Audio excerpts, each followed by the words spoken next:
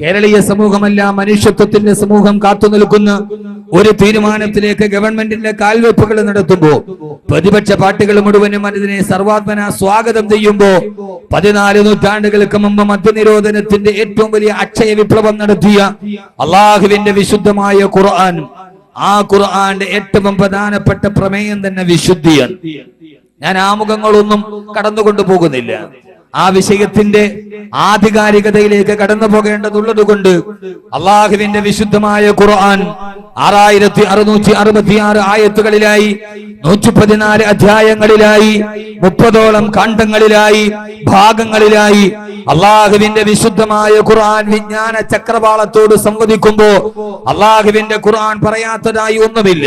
അസ്ട്രോണമിയും ജോഗ്രഫിയും ബയോളജിയും ഫിസിക്സും സയൻസും ഒക്കെ ആധുനികതയുടെയും അത്യന്താധുനികതയുടെയും ഉത്തരാധുനികതയുടെയും കടന്നു വരുന്ന ഇന്നലകളുടെയും വർത്തമാനത്തിന്റെയും ഭൂതത്തിന്റെയും ഭാവിയുടെയും കഥകൾ, പൂരണമില്ലാത്ത സമസ്യകൾ, ഉത്തരം കിട്ടാത്ത ചോദ്യങ്ങൾ, മനുഷ്യനെ നടുക്കിത്തെറിച്ച നഗ്നമായ സത്യങ്ങൾ, ഇതിനെ മുഴുവനും വരികയും വരാനിരിക്കുകയും ചെയ്യുന്ന ദുരന്തങ്ങൾ, ഇതിനെ മുന്നറിയിപ്പുകളായി, താക്കീതുകളായി, അറിയിപ്പുകളായി, ആരവങ്ങളായി, ആത്മീയതയായി, ആഗ്രഹമായി, ആശയമായി, അക്ഷയാവിഷ്കാരമായി അള്ളാഹുവിന്റെ വിശുദ്ധമായ ഖുർആൻ 14 നൂറ്റാണ്ടുകളായി ലോകത്തോട് സംവദിക്കുമ്പോ അള്ളാഹുവിന്റെ ഖുർആൻ ചർച്ച ചെയ്യാത്ത ഒരു പ്രമേയവുമില്ല എന്ന് പലപ്പോഴും പ്രസംഗത്തിന്റെ ആധികാരികതയ്ക്ക് വേണ്ടി നമുക്ക് പറയാറുണ്ട്. എങ്കിലും ഞാൻ ഇന്ന് എന്റെ പ്രമേയത്തിന്റെ വിഷയമായി പറയുന്ന ആദ്യത്തെ കാണ്ഡഭാഗം വിശുദ്ധി.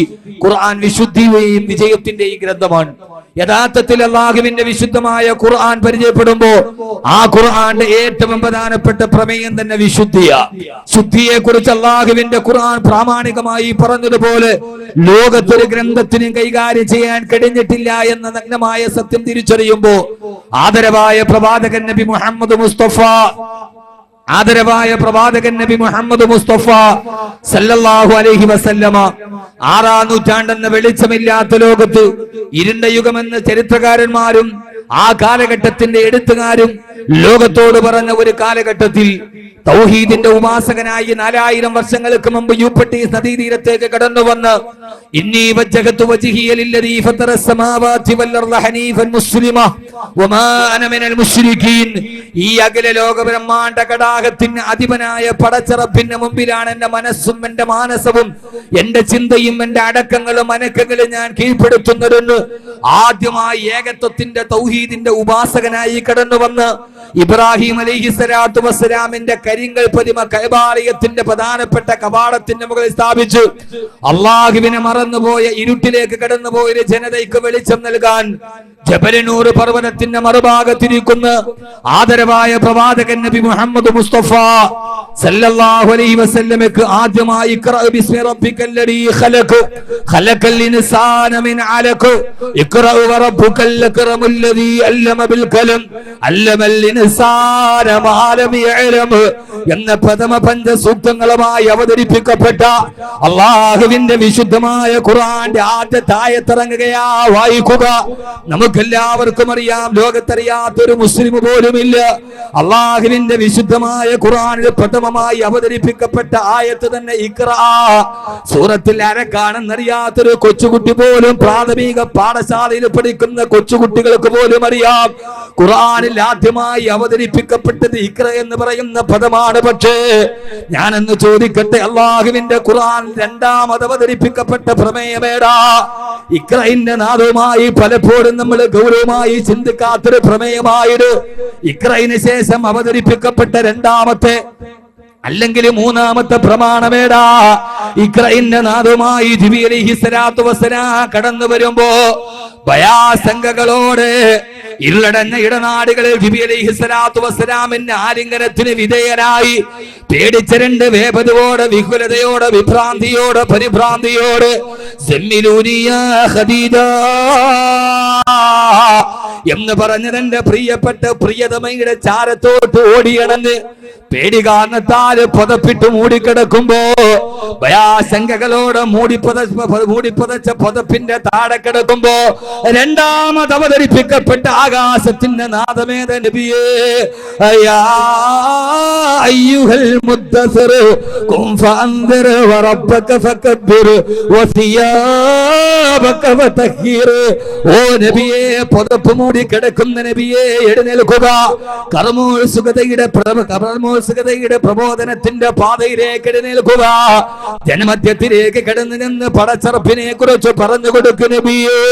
രണ്ടാമത് അവതരിപ്പിക്കപ്പെട്ട സൂറത്തിൽ അല്ലാഹു പറഞ്ഞ പ്രധാനപ്പെട്ട പ്രമേയമേത നബിയേ, ജനങ്ങളുടെ മുമ്പിലേക്ക് കഅബാലയത്തിന്റെ മുമ്പിൽ ബഹുദൈവത്വത്തിന്റെ മുമ്പിലോട്ട് കടന്നുപോയ മക്കാ ഖുറൈശികളോട് റബ്ബക ഫകബ്ബിർ, ഏകനായ അല്ലാഹുവിന്റെ വഹദാനിയത്തിനെ കുറിച്ച്, റുബൂബിയത്തിനെ കുറിച്ച്, അല്ലാഹുവിന്റെ ഏകത്വത്തെ കുറിച്ച് പറഞ്ഞു കൊടുക്കും നബിയേ.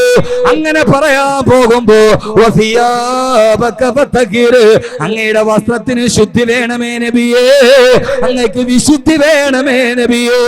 രണ്ടാമതായി അവതരിപ്പിക്കപ്പെട്ട അല്ലാഹുവിന്റെ വിശുദ്ധമായ ഖുർആൻ പറഞ്ഞ പ്രഥമമായ സത്യമേടാ, ആഖിറത്തെ കുറിച്ചല്ല, സ്വർഗത്തെ കുറിച്ചല്ല, ഹിസാബിനെ കുറിച്ചല്ല, മീസാനിനെ കുറിച്ചല്ല. അല്ലാഹ് പറയുകയാ വസിയാബക ഫതഹീർ, അങ്ങയുടെ വസ്ത്രത്തിന് വിശുദ്ധി വേണം നബിയേ, ശുദ്ധി വേണം നബിയേ.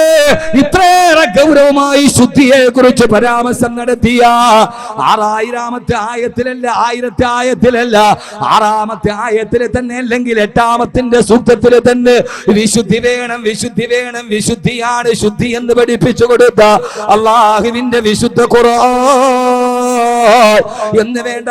ഖുർആന്റെ പ്രമേയം നമ്മൾ ചർച്ച ചെയ്യുമ്പോ യഥാർത്ഥ പുരുഷന്മാരുടെ ലക്ഷണത്തെ കുറിച്ച് ഖുർആൻ പറയുമ്പോ അല്ലാഹു പറഞ്ഞിരണ്ടാ, ഒരു യഥാർത്ഥ ആൺകുട്ടിയുടെ അടയാളമേടാ, എതിരാളിയെ ചൂണ്ടിക്കാണിച്ചു തരുമ്പോ അരയിൽ തിരികെ വെച്ചിരിക്കുന്ന കടാര കൊണ്ട് എതിരാളിയുടെ പള്ളയിലോട്ട് കുത്തിയിറക്കി അവന്റെ കുടൽമാലകൾ വടിവാളിന്റെ മുകളിൽ കുത്തിയെടുത്ത് നേതാവിന്റെ മുമ്പിൽ കൊണ്ടുവന്ന് അവസാനം അവനെ ആരെങ്കിലും നടുറോഡിൽ കുത്തിമലത്തുമ്പോ സ്വന്തം പേര് നാട്ടിലെ വെയിറ്റിംഗ് സെറ്റിന്റെ മുകളിൽ എഴുതി വെക്കുന്നവൻ ആൺകുട്ടിയല്ല.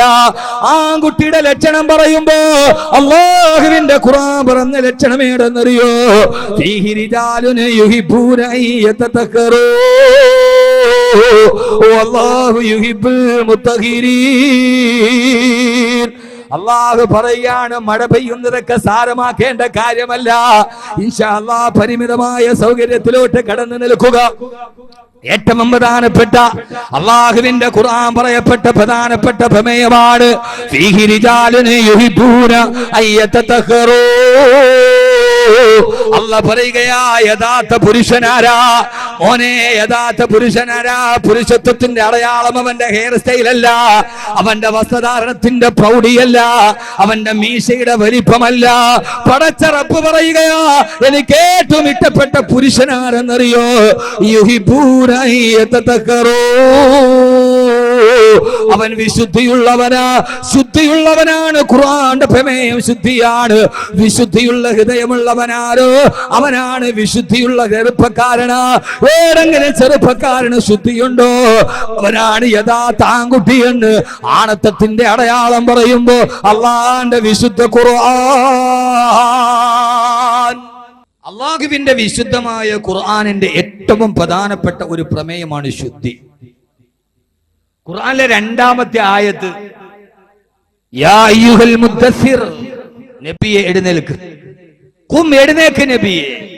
എന്നിട്ടങ്ങ് ജനങ്ങളുടെ ഇടയിൽ പോയി വറബ്ബക ഫകബ്ബിർ, അല്ലാഹുവിനെ കുറിച്ച് പറഞ്ഞു കൊടുക്ക്.